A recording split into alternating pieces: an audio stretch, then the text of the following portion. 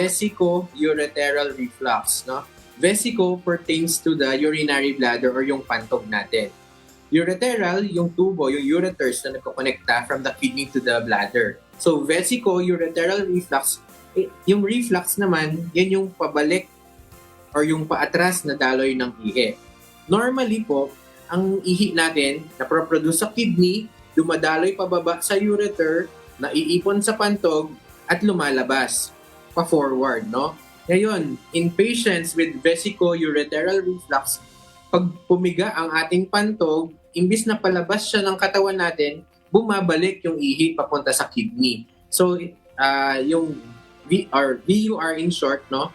Yun yung retrograde or yung paakyat na flow ng ihi, which is abnormal. I Yung see. vesico- Okay.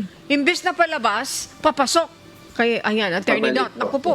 Yes. Pabalik. Nako, parang nakakatakot. Dapat na ilabas mo na yun kasi dumi na yun. Pero babalik, Attorney. Ito pala yun. Nako, ano kayang susunod na mangyayari dito? Attorney Dot, sige po. Tuloy tayo sa ating pagtatanong. Go ahead po. Okay. Since minention na ninyong dalawa yung pagbabalik, no? Yung kasi nga reflux, so bumabalik instead na lumabas, bumabalik. Bakit po nagkakaganon? What is the cause of that? Ano pong reason kung bakit po bumabalik yung dapat na lumabas?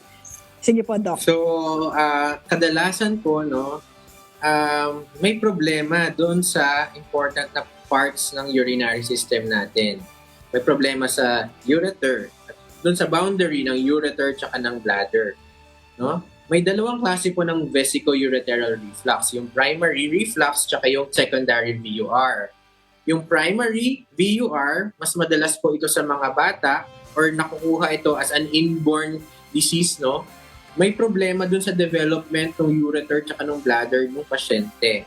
Instead na, yung sa dulo po kasi ng ureter, sa boundary ng ureter at ng bladder natin, meron dong valve o meron dong tagapigil ng backward flow ng ihi. Ngayon, kung abnormal po ang valve na yon or may problema during the development of the child, magkakaroon po ng reflux yung pasyente.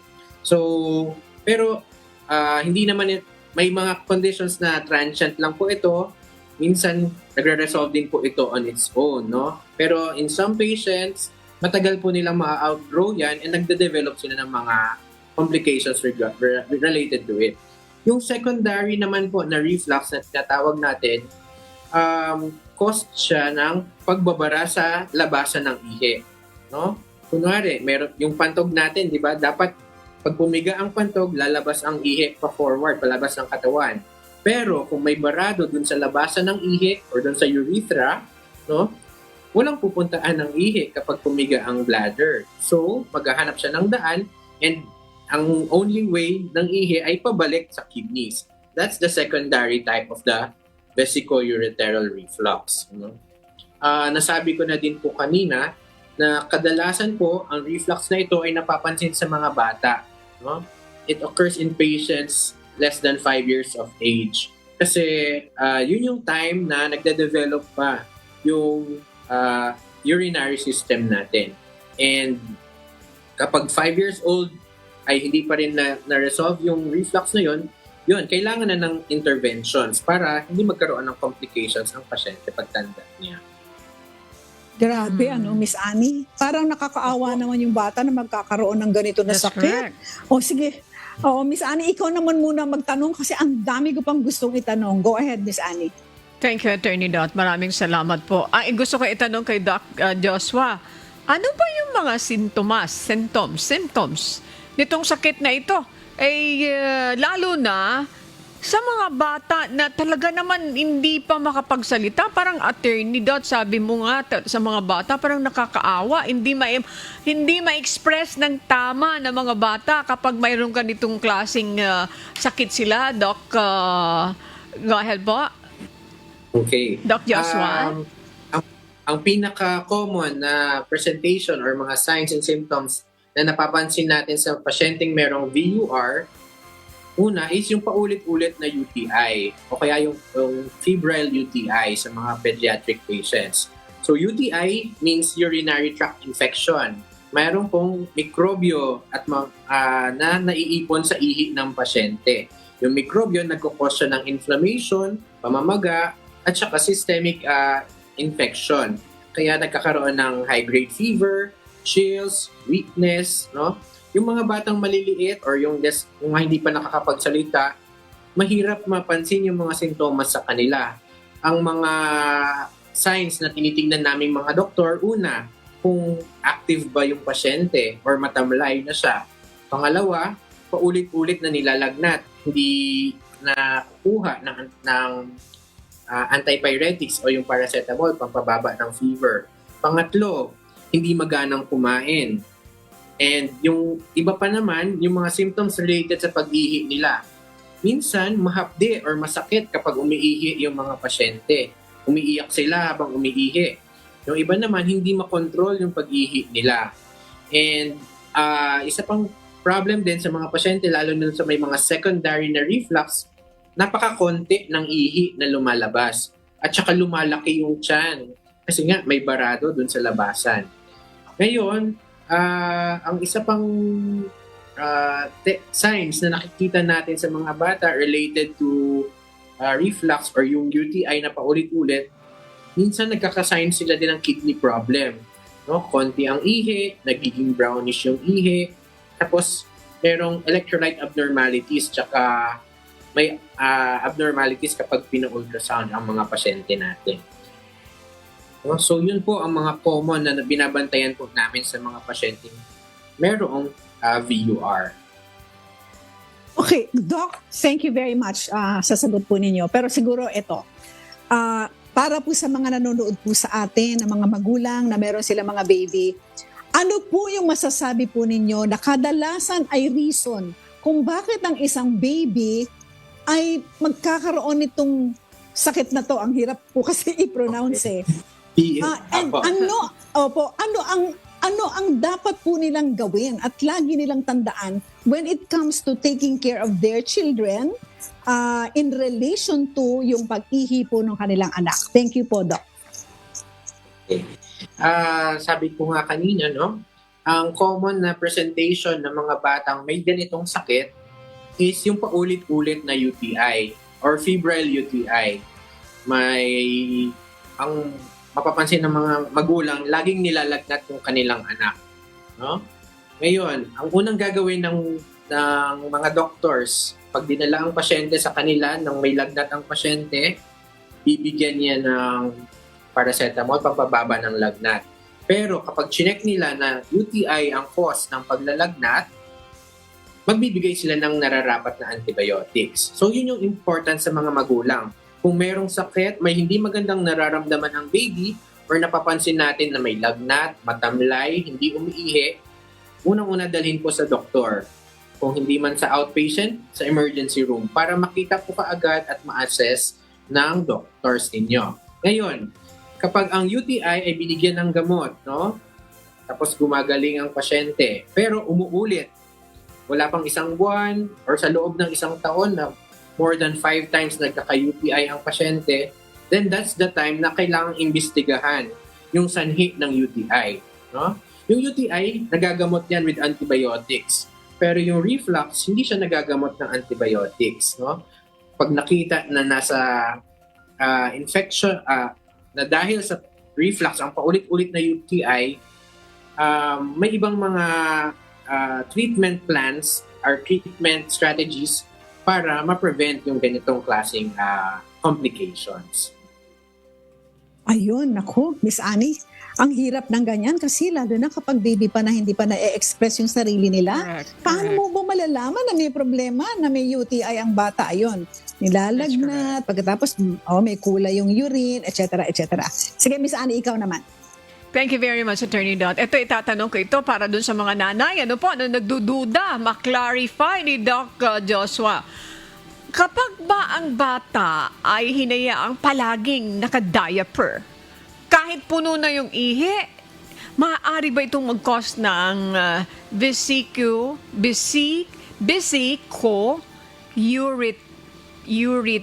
ureteral. Doc, turuan mo ulit kami, Doc, sa pag-pronounce dito. Reflux It's, or UTI. Sige po, Doc. Ayan. Napakahaba kasi. Yung vesicoureteral reflux or VUR na lang for short, no? Mas maganda siguro, Doc, para hindi na kami masamid. Oo, VUR. Sige. Ang VUR po, hindi siya yung primary na nagko-cause ng UTI. No? Yung UTI, hindi rin naman siya yung sanhi ng VUR, no? Pero related silang dalawa. Ang UTI, caused yan ng mikrobyo, no? May bacteria na pumapasok dun sa daanan ng ihi. Tapos nag-grow yung bacteria, dumadami sa ihi, kaya nagkaka-infection. Yun ang UTI, no? Dun sa kaninang example natin, kung ang bata puno na yung diaper, hindi napapalitan, hindi siya nagko-cause ng VUR. Pero pwede yan mag-cause ng UTI kasi yung mikrobyo nagsistay dun sa ihi, no? Yung purpose ng diaper natin para ma-catch yung ihi, tsaka mailayo yung possible na mikrobyo na mag-grow doon sa loob ng katawan ng pasyente. Okay? Ngayon, yung pasyente na mayroong or yung bata na mayroong problema sa pag-ihi, yung hindi niya mailabas ang ihi or mahina yung flow ng ihi, no? Sila yung prone na magkaroon ng infection. Kasi naiipon yung ihi, naiipon yung mikrobyo doon sa loob ng katawan ng pasyente. Ngayon, yung kaya lang meron tayong association ng UTI at VUR kasi mas common sa mga pasyenteng may problema na talaga sa daluyan ng ihi or yung VUR, mas common sila na makakuha ng UTI. Pero hindi talaga sila ang cause and effect ng bawat isa. Okay, the answer is no. Okay. Hindi pwede mag-cause ng vesicoureteral. Attorney, nabanggit Oo. din. Finally, Attorney Dodd. Thank you, Oo. Attorney Joshua. Attorney Joshua, maraming salamat po. Attorney? Okay, Dr. Joshua. Thank you, Ms. Annie. Dr. Joshua, so sabi po ninyo kanina, pwede naman na may UTI, pero walang VUR. Pero yung may VUR, kadalasan merong UTI. So, Doc, in that case po, okay, let's say, nag-lead na ang UTI sa VUR or dahil may VUR ay nagkaroon ng UTI, pareho na po sila. Paano po ito trinitreat at paano po ito minamanage? Parang kawawa naman, lalo na kapag ang baby ay hindi nagsasalita. Sige po, Doc, go ahead with your answer. Okay. Sa recommendations po, sa mga guidelines natin with regards to UTI, first line of treatment pa din is antibiotic therapy. Pwedeng oral antibiotics o kaya pwedeng IV antibiotics sa suwero, pinapadaan yung gamot, no? Ngayon, pag na-treat na yung antibiotic, na-treat na yung infection ng pasyente, no? Doon tayo mag-undergo ng further testing to check kung merong VUR. Kasama po sa mga test na pinapagawa natin, una yung urinalysis, pang-check kung meron nga talagang infection doon sa ihi. Pangalawa, nagba-blood test po tayo kagaya ng creatinine, which is the measure of the kidney function of the patient, no? Pangatlo, kumukuha po tayo ng ultrasound. Yung ultrasound ng tiyan, kasama po doon yung ultrasound ng kidneys, ng ureter, and bladder, no? Ang common po na nakikita sa ultrasound ng pasyenteng merong VUR, na mamaga or mas malaki yung affected na kidney kumpara dun sa kabilang kidney, no? Dahil nga nagba-backflow yung urine, bumabalik po sa kidney, mas malaki tignan sa ultrasound yung kidney ng pasyenteng may VUR kumpara sa normal na kidney. Okay? Further testing, we could do x-rays, no? Or specialized x-rays kagaya ng voiding cystourethrogram, no? Kung saan kaming mga urologist, nagbibigay kami ng contrast material or nag-i-inject tayo ng gamot dun sa daluyan ng ihi ng pasyente para ma-check kung habang umiihi ba yung pasyente, umaakyat ba talaga yung gamot doon sa kidneys niya. So, those are the diagnostic tests that we perform to confirm the presence of the VUR. Ngayon, kung na-confirm na natin, itong pasyente may UTI dahil sa VUR, depende po yan sa severity nung reflux ng pasyente kung anong klaseng treatment ang gagawin natin. For mild na reflux, no? Kunyari, grade 1 or may 5 grades po kasi ang reflux. Grade 1 hanggang grade 5. Yung grade 5 yung pinakamalala, grade 1 yung pinaka-mild, no? Yung grade 1 and grade 2 na reflux, ang kailangan lang dyan, i-treat ang antibiotics, no? Na-treat ang infection with antibiotics. And usually, binibigyan din po namin ang pasyente ng continuous na prophylaxis na antibiotics para hindi sila magkaroon ng febrile UTI episodes despite their reflux. Kasi nga, sabi ko din kanina, no? Ang reflux po, pwede po yung mawala ng kusa, no? Habang tumatanda ang pasyente, kapag as the patient grows older, no, nagde-develop palalo yung kidney, ureter, tsaka bladder ng pasyente, pwedeng mawala yung reflux kapag low grade lang siya.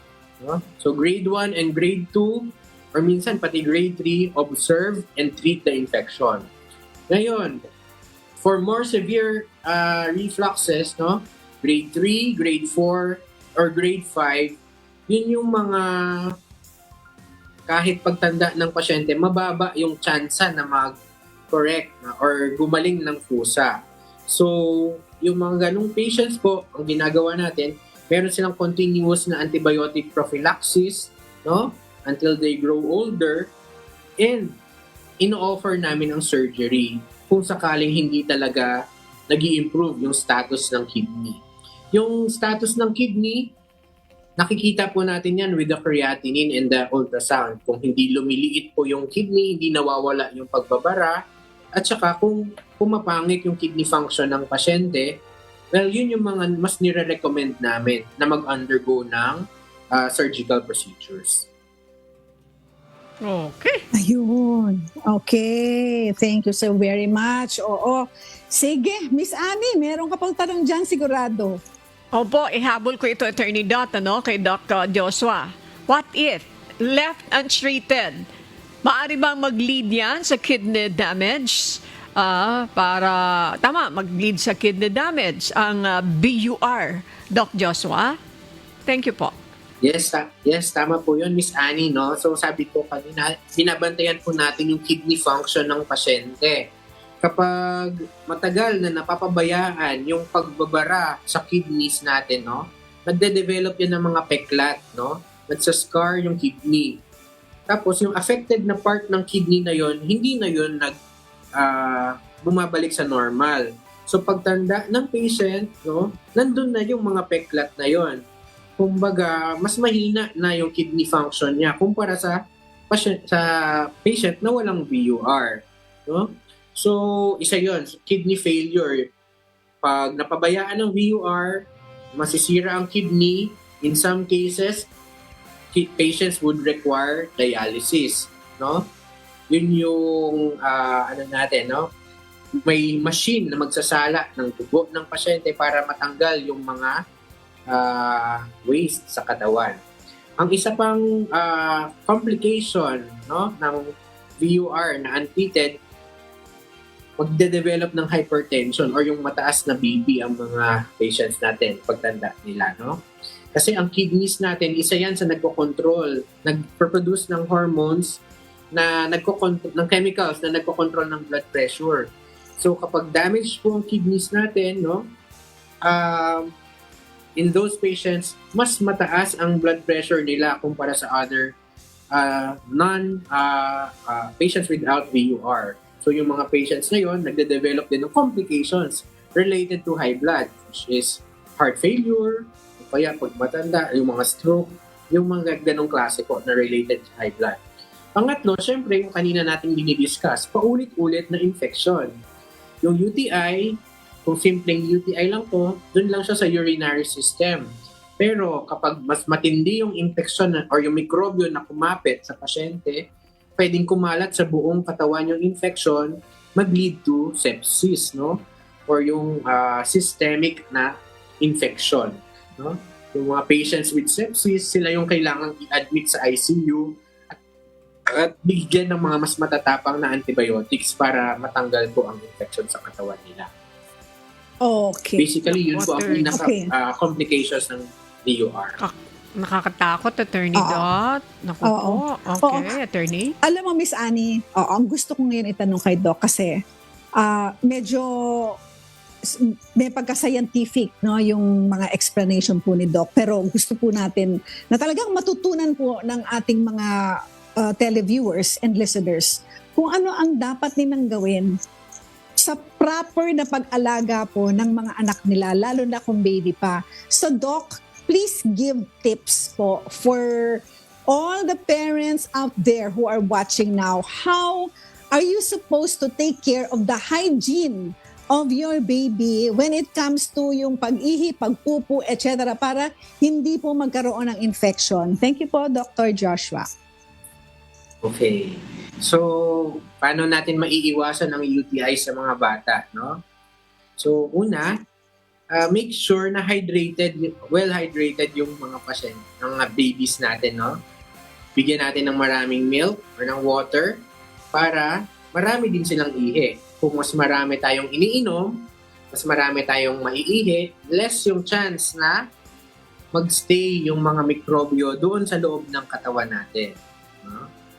So, first is hydration. Pangalawa, nabanggit natin kanina, no? Kung mga naka-diaper pa, hindi pa potty trained ang mga patients natin, bantayan natin or palaging i-check kung puno na ang diaper. No?